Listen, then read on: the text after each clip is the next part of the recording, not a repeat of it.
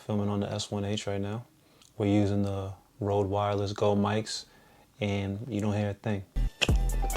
The infinity gauntlet of videography. No hissing, no whistling, no background noise, no none of that. Now it makes me want to use these mics a lot more. Luckily, I upgraded my camera. All right, so first I started with this, right? Club night. We are going to Club 58 in Quincy, Mass. Knuckleheads TV started with this on YouTube, connected to my hand.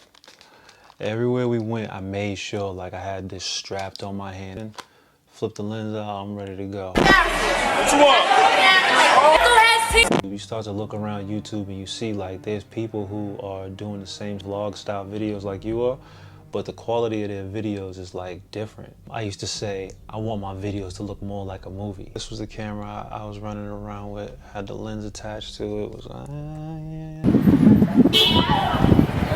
Yo, what up? We out in some tow. Good life, bro. Let's go inside and see what's poppin'. The screen don't move. I would try to like hit autofocus on it, or hit a beep beep. I was like, all right, hopefully that's me it's focused on. And sometimes vlogs would come out trapped. Frame rate and color started to be a little bit more important to me when I got this. But over time, I started to get annoyed with lugging this camera around everywhere I went. I think about a year or two into having this camera, that's when I quit. Fast forward 6 years, and I'm interested in video again. I was using a cell phone to do a lot of my video stuff.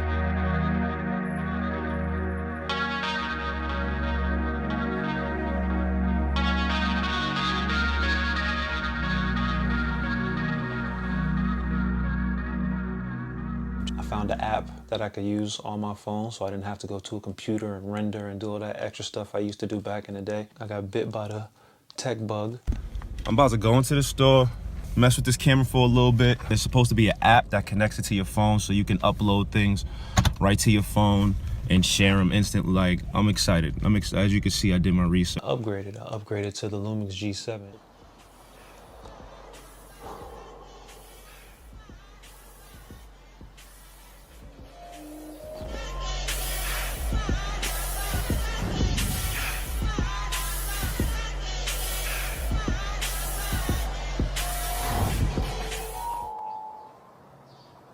Dope.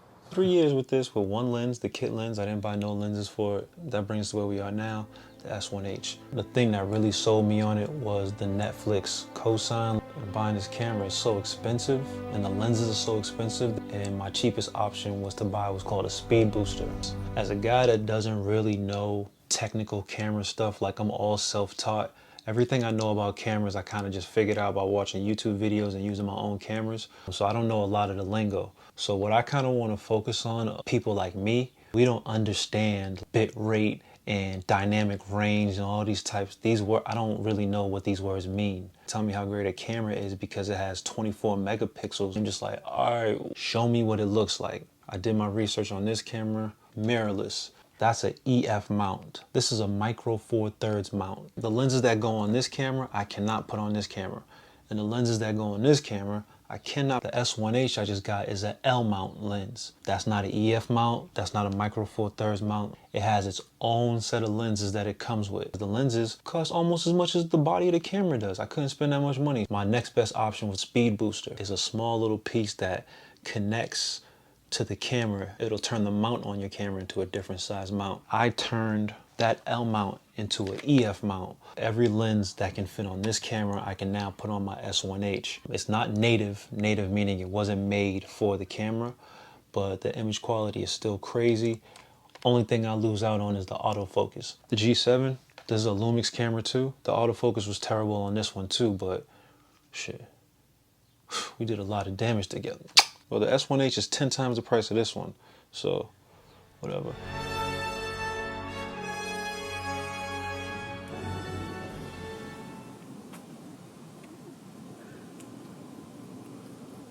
New lens alert.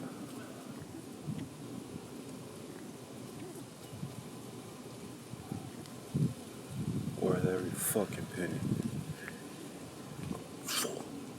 It's dark outside right now. Like, it's straight up dark outside. And this shit looks amazing. This shit looks amazing. Yo, G7 could never